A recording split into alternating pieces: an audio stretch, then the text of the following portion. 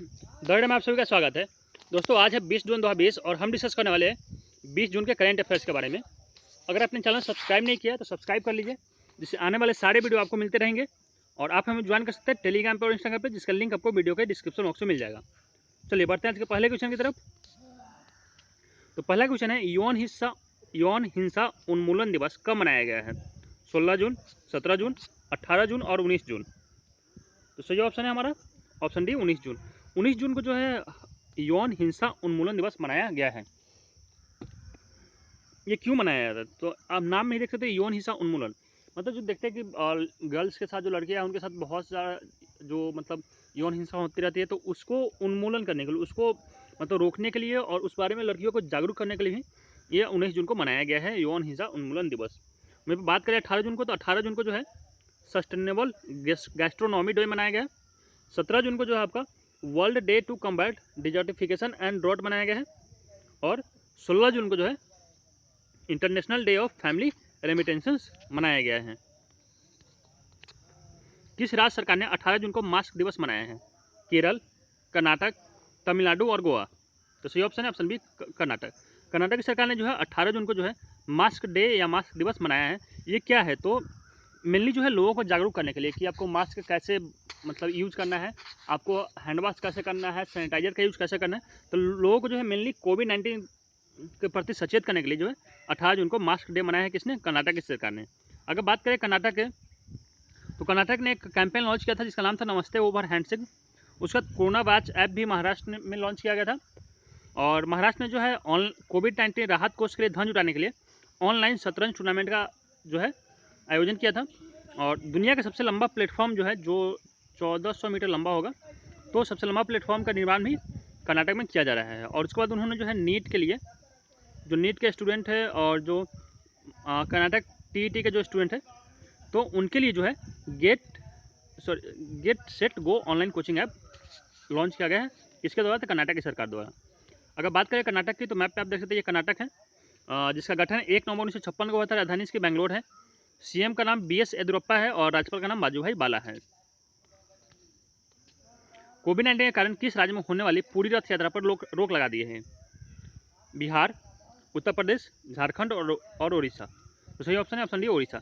उड़ीसा की जो हाईकोर्ट है, उन्होंने जो है कोविड-19 के कारण जो पुरी में जो हर साल जो रथ भगवान जगन्नाथ की रथ यात्रा निकलती है, उस पर उन्होंने रोक लगाने के लिए आदेश दिया है।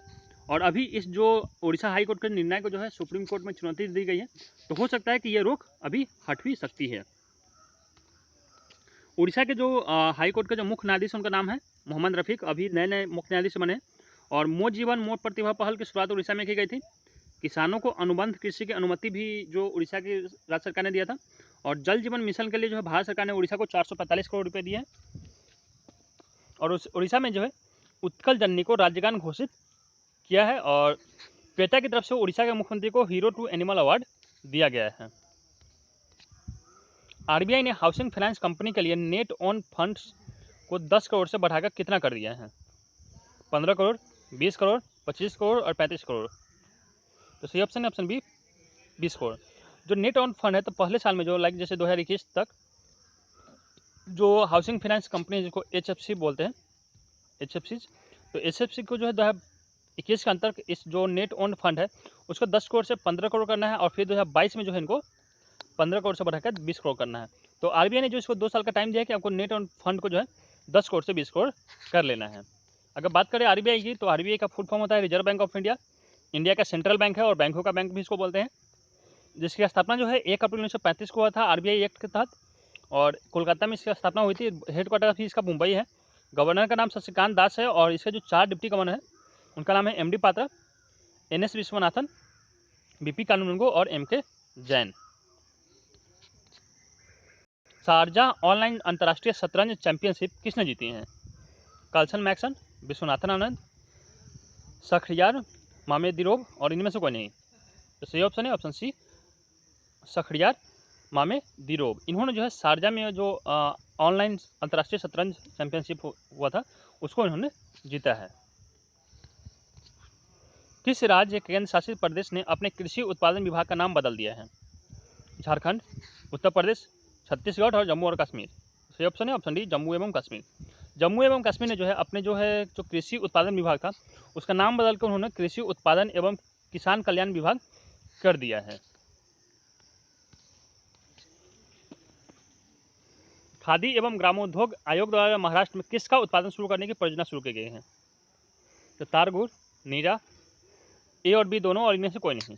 तो सही ऑप्शन है ऑप्शन सी, ए और बी दोनों। जो खादी एवं ग्रामोद्योग आयोग है उन्होंने महाराष्ट्र में जो तार गुड़ और नीरा, ये दोनों जो है तार के पेड़ से निकलते हैं मेनली, तो इसके उत्पादन करने की जो है परियोजना उन्होंने शुरू की है। अगर बात करें महाराष्ट्र की, तो महाराष्ट्र में जो मुंबई हाईकोर्ट है उसके मुख्य न्यायाधीश अभी बने हैं दीपांकर दत्ता। और महाराष्ट्र में एक किताब लॉन्च किया गया था जिसका नाम था Shivaji in South Block the unwritten history of a proud people. और महाराष्ट्र को जो है जल जीवन मिशन के तहत जो है 1829 करोड़ रुपये दी गई है भारत सरकार द्वारा। और कोविड-19 के रोगियों की सेवा करने के लिए कोरोबूट रोबोट भी महाराष्ट्र में लॉन्च किया गया है। और पहला टेस्टिंग बस भी जो है कोविड-19 टेस्टिंग बस जो है महाराष्ट्र में लॉन्च किया गया था। और फ्री हेल्थ इंश्योरेंस देने वाला पहला राज्य है कौन? महाराष्ट्र। अपने सारे सिटीजन को इन्होंने फ्री हेल्थ इंश्योरेंस दिया है। सरल अफोर्डेबल हाउसिंग स्कीम किसके द्वारा लॉन्च किया गया है? Indiabulls housing finance limited, ICICI home finance limited, Muthoot home finance limited और Aditya Birla housing finance limited. तो सही ऑप्शन है option B, ICICI home finance limited. जो आईसीआईसी होम फाइनेंस लिमिटेड है उन्होंने जो है सरल अफोर्डेबल हाउसिंग स्कीम लॉन्च किया है जो मेनली के लिए वुमेन के लिए हो और मिडिल क्लास फैमिली के लिए है। और इसमें ये जो है 35 लाख तक का जो है मैक्सिमम लोन आप ले सकते हैं अपने घर को बनाने के लिए। और इसका जो इंटरेस्ट रेट होगा वो 7% से कुछ ज़्यादा, 7 से 8% के बीच में इसका इंटरेस्ट रेट होगा। और आप 35 लाख तक का लोन ले सकते हैं और मैक्सिमम जो टेन्योर होगा वो 20 साल का होगा, मतलब 20 साल के लिए आप लोन ले सकते हैं। अगर बात करें आईसीआईसी होम फाइनेंस की, तो इसका हेडक्वार्टर मुंबई में है और चेयरमैन का नाम अनूप बागची है। और एमडी और जो सीईओ है उनका नाम है अनिरुद्ध कमानी। किस डिजिटल राज्य सरकार ने आईआईटी के लिए, किस राज्य सरकार ने आईटीआई के लिए, आईआईटी नहीं यहाँ पे आईटीआई है, ये आईटीआई के लिए डिजिटल पाठ्यक्रम सामग्री लॉन्च किया है? महाराष्ट्र, मध्य प्रदेश, गुजरात और केरल। तो सही ऑप्शन है ऑप्शन सी, गुजरात। गुजरात की सरकार ने जो है जो आईटीआई है उनके यहाँ चलती है जो, तो उनको मतलब बच्चों की पढ़ाई न रुके, वो कंटिन्यूसली पढ़ाई करते रहे, तो उनके लिए जो है डिजिटल पाठ्यक्रम सामग्री लॉन्च किया है।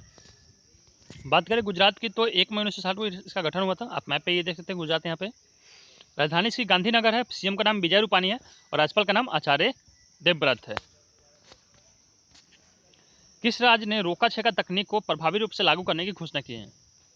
हिमाचल प्रदेश, छत्तीसगढ़, बिहार और असम। तो सही ऑप्शन है ऑप्शन बी, छत्तीसगढ़। छत्तीसगढ़ की सरकार ने जो है रोका छेका तकनीक को फिर से लागू करने की, उसको प्रभावी रूप से लागू करने की घोषणा की है। एक्चुअली तकनीक होती क्या है, तो जो अभी खरीफ फसल जो अभी बुआई होने वाली है, तो जो छत्तीसगढ़ के किसान हैं ये बहुत ही ज़्यादा मतलब पारंपरिक खेती का तरीका है छत्तीसगढ़ के लोगों का। तो वहाँ पे वो क्या करते हैं कि जो उनके पशुधन है, जो मवेशी है, उनको वो बाड़े में रखते हैं, उनको खेत में नहीं जाने देते हैं, ताकि जो फसल खराब ना हो। और जो पशु वो पालते हैं उससे गोबर से जो है ये क्या करते हैं, गोबर से वो जैविक खाद बनाते हैं और जैविक खाद बना के वो उसको खेतों में डालते हैं। तो इससे दो फायदा हो गया। एक तो फसल अगर घर में है, पशु अगर घर में है तो इनका फसल खराब नहीं होगा, और पशु अगर घर में है तो उससे गोबर से जैविक खाद बना देते हैं, तो खाद का भी जो है बचत इनको होता है और जैविक खाद से ये खेती कर लेते हैं। तो इसको छत्तीसगढ़ की सरकार ने जो है फिर से जो है लागू करने की घोषणा की है। बात करें छत्तीसगढ़ का, तो छत्तीसगढ़ जो है यहाँ पे जो 1 नवंबर 2000 को जो है मध्य प्रदेश यहाँ पे है, मध्य प्रदेश से अलग हुआ था। राजधानी इसकी रायपुर है, सीएम का नाम भूपेश बाघेल है और राज्यपाल का नाम अनुसुईया उइके है। केंद्र सरकार ने किस राज्य से गरीब कल्याण रोजगार अभियान की शुरुआत की है? झारखंड, उड़ीसा, बिहार और तेलंगाना। तो सही ऑप्शन है ऑप्शन सी, बिहार। जो केंद्र सरकार है उन्होंने बिहार से जो है गरीब कल्याण रोजगार अभियान की शुरुआत की है। इसमें क्या हुआ कि लगभग जो है 50,000 करोड़ की जो है राशि खर्च होगी और इसके तहत देश के जो है 116 जिलों में 125 दिनों तक लोगों को जो है रोजगार दिया जाएगा। ये 125 दिनों तक चलेगा और 116 जिलों में इंडिया के, जिसमें बिहार के सबसे ज़्यादा 32 जिलों है इसमें। तो बिहार में सबसे ज़्यादा ये है, तो बिहार से शुरुआत की गई है इसको और निर्मला सीतारमण ने इसकी घोषणा की थी कल। तो इसमें क्या होगा कि 125 दिनों तक ये चलेगा, लोगों को रोजगार दिया जाएगा और मेनली जो है 50 करोड़ रुपये 50,000 करोड़ रुपये जो खर्च किए जाएंगे वो निर्माण क्षेत्र में खर्च किए जाएंगे। बिहार से अगर बात करें तो बिहार ने जो है बाहर से आने वाले लोगों पर नज़र रखने के लिए गरुड़ ऐप लॉन्च किया था। उसके बाद कोरोना सहायता ऐप और भी बिहार में क्या था, विद्या वाहिनी बिहार ऐप, जिसमें 1 से लेकर 12 तक के बच्चों के लिए जो है ऑनलाइन डिजिटल सामग्री मतलब पाठ्य सामग्री थी। उसके बाद पंकज ठाकुर को बिहार खादी का ब्रांड एम्बेसडर बनाया गया है और बिहार में जो है खादी का जो है सबसे बड़ा शोरूम पटना में खोला गया है और पटना में ही डॉक्टर्स विदाउट बॉर्डर के द्वारा 100 बेड का एक अस्थायी अस्पताल की शुरुआत की गई है। बीसीसीआई के लोकपाल डीके जैन का कार्यकाल कितने साल के लिए बढ़ा दिया गया है? 1 साल, 2 साल, 3 साल और 4 साल। तो सही ऑप्शन है ऑप्शन ए 1 साल। जो बीसीसीआई के जो लोकपाल है, जो सरकार के द्वारा नियुक्त होता है एक्चुअली, तो वो अभी डीके जैन है और इनकी जो है अभी जो है कार्यकाल खत्म हो रहा था, तो इस कार्यकाल को जो है अभी 1 साल के लिए बढ़ा दिया गया है। कोविड-19 के लिए भारत का पहला मोबाइल डिजीज डायग्नोस्टिक लैब किसने लॉन्च किया है? नरेंद्र मोदी, डॉक्टर हर्षवर्धन, निर्मला सीतारमण और नितिन गडकरी। सही ऑप्शन है option B doctor Harshvardhan. Doctor Harshvardhan जो है इंडिया के स्वास्थ्य मंत्री भी है और ये जो है WHO के कार्यकारी बोर्ड के चेयरमैन भी है। कौन? डॉक्टर हर्षवर्धन। इन्होंने जो है, मैं आपको पिक्चर दिखा देता हूँ, इन्होंने जो है ये भारत का जो है पहला मोबाइल डायग्नोसिस डिजीज जो लैब है लॉन्च किया है। ये मोबाइल इसमें इसलिए लिखा गया है कि ये गाड़ी पे है और ये जगह जगह जाके जो है लोगों को जो है डिजीज के बारे में डायग्नोज मतलब उनके जो भी बीमारी है उसको डायग्नोस करेगा। तो ये आई लैब इसका नाम दिया गया, देख सकते हैं यहाँ पे लिखा हुआ है आई लैब, और इसको किसने लॉन्च किया था? डॉक्टर हर्षवर्धन ने। दिव्यांगजनों के लिए समग्र क्षेत्रीय केंद्र का उद्घाटन कहाँ किया गया है? न्यू दिल्ली, पटना, रांची और मुंबई। तो सही ऑप्शन है ऑप्शन सी रांची।